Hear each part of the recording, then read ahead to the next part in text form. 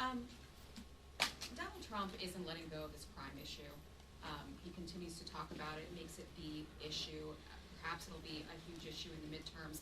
Some new AP polling came out that showed that 68%, the majority of Democrats in large cities like New York, say that crime is a problem. 81% of all Americans believe that crime is a problem in large cities. So when you see Democrats out there, whether it's J.B. Pritzker or anyone else that say crime is down, we don't need to worry about it, is that out of touch?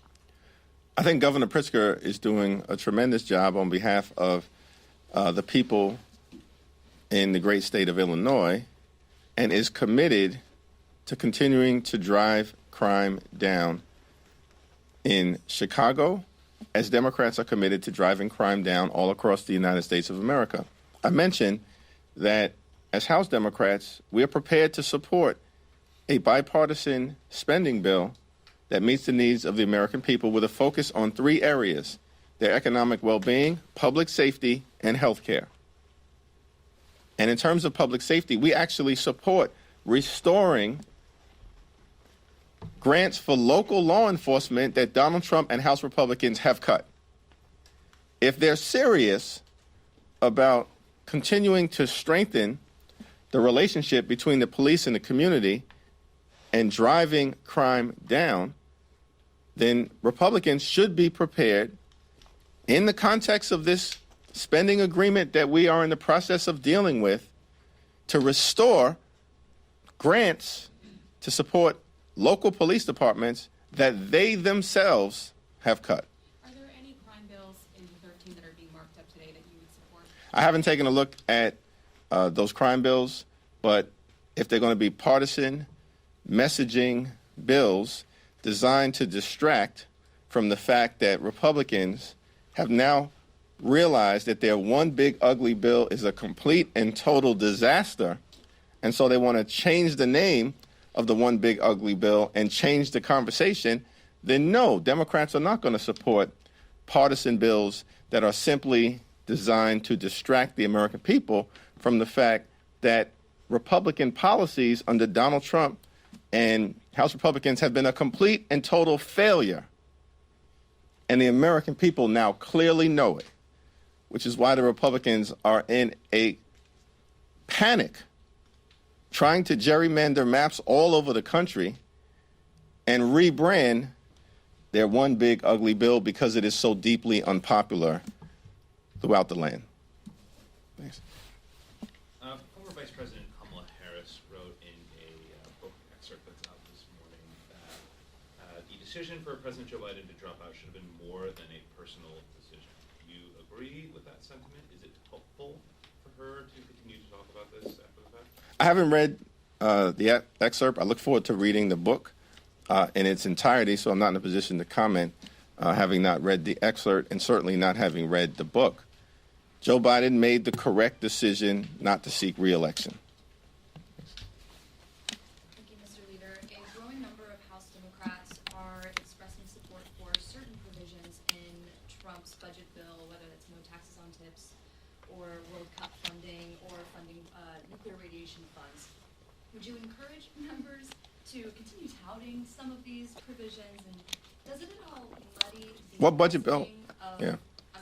I'm sorry, what budget bill, just for clarity, are you talking about? Are you talking about the one big ugly bill or what has been proposed moving forward? One big ugly bill. Does that muddy the messaging that you have on there if some members in your party are touting some of those provisions? No.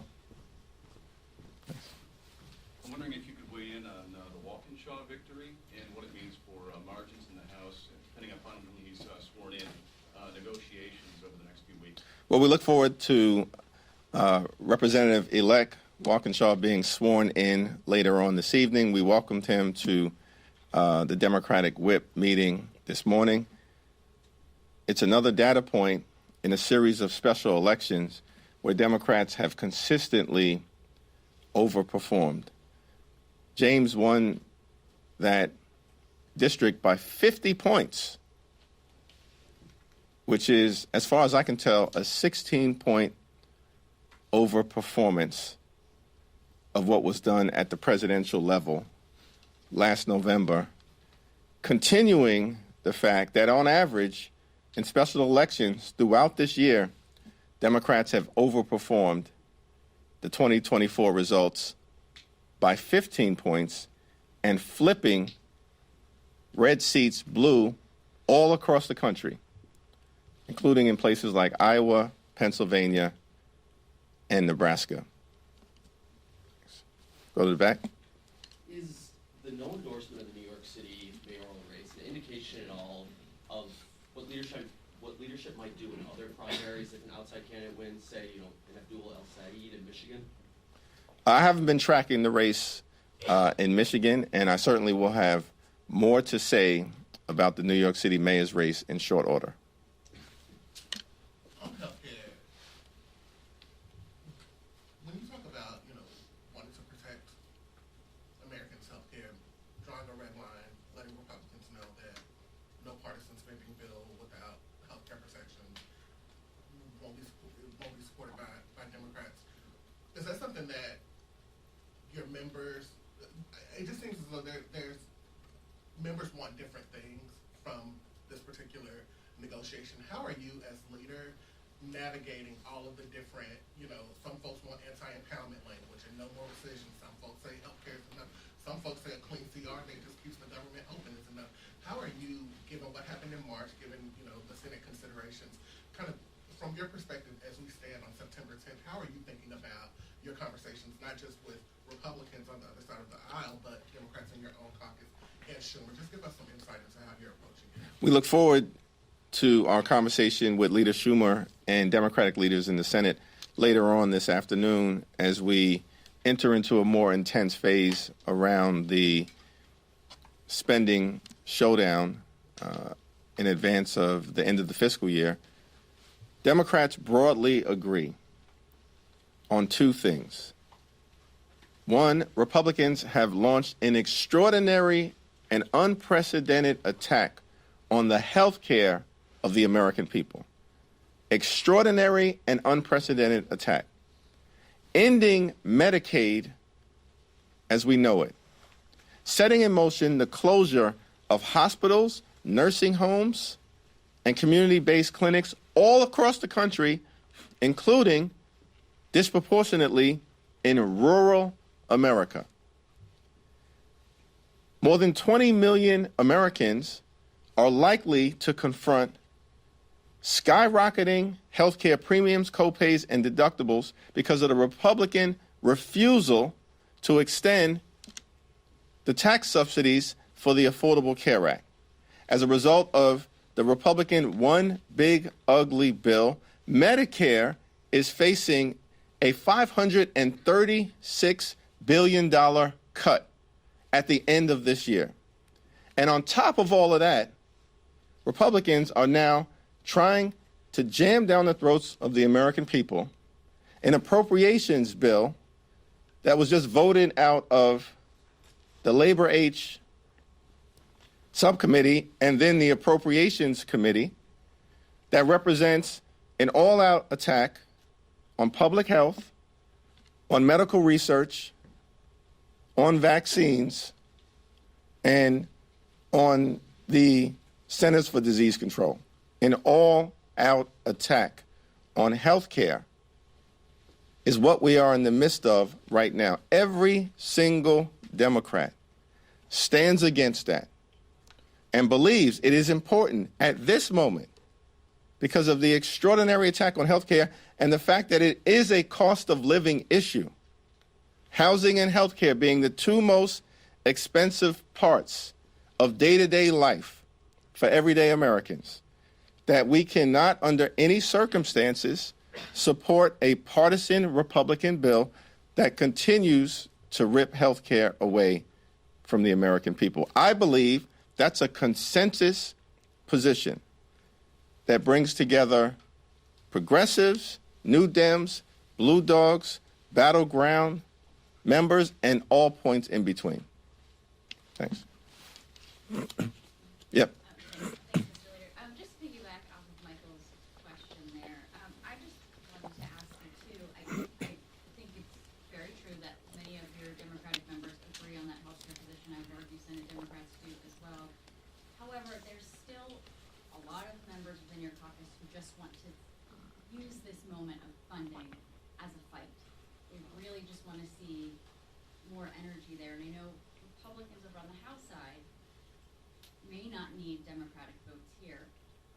There's a lot of mistrust, it seems, with a lot of House Democrats, with Senate Democrats. They want to see the Senate react in a way that's very different from March. I know you have that meeting, you mentioned it today. But how are you trying to assuage even those concerns, that eagerness from a lot of members? Well, we look forward to our meeting later on this afternoon, which is part of a continuing series of meetings that we've held with Leader Schumer and Senate Democrats over the last several months.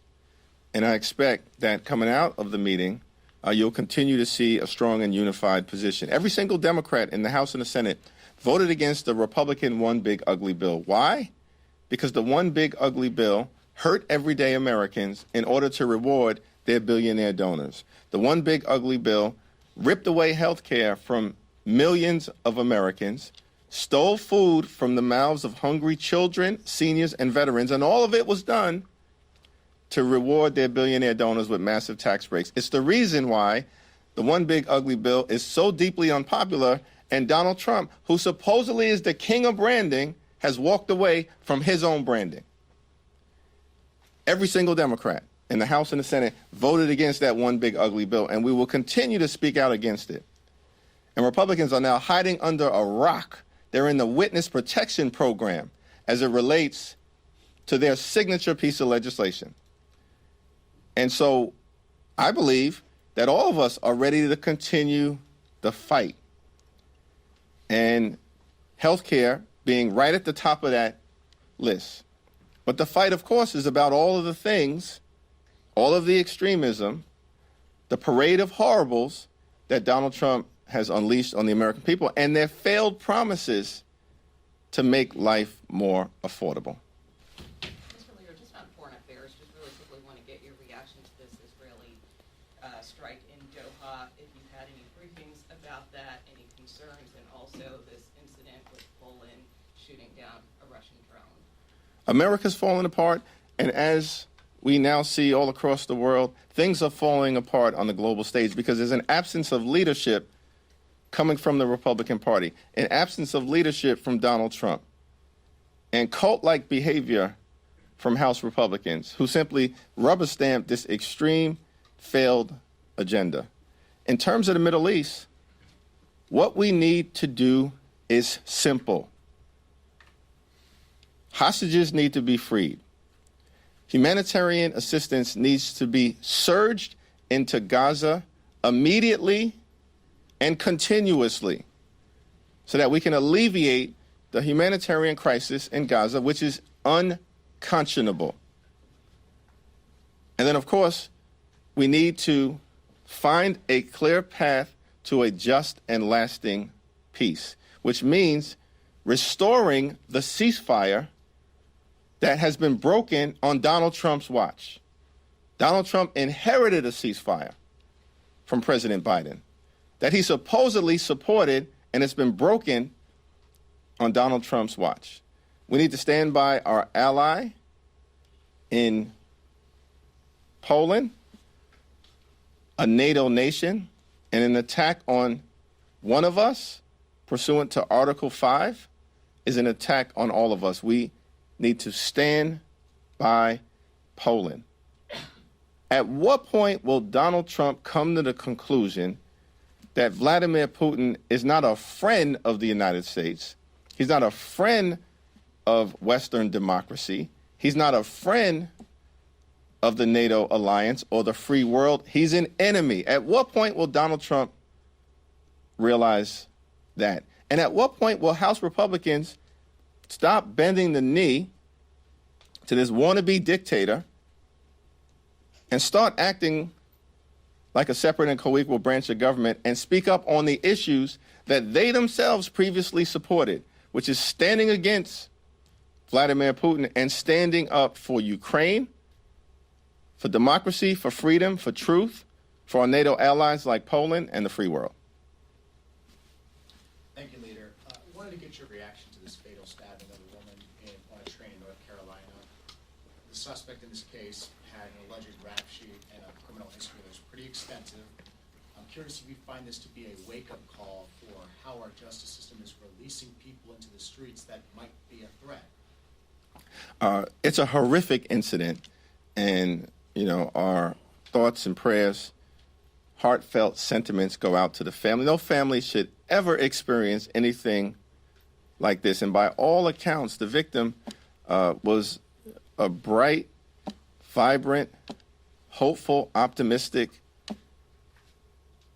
person who was contributing to her community in Charlotte, and the sky was going to be the limit in terms of what her life would be like and how she was going to benefit others by continuing to shine bright. It's a horrific situation, and we should continue to examine thoughtful and decisive ways to drive down crime in the United States of America.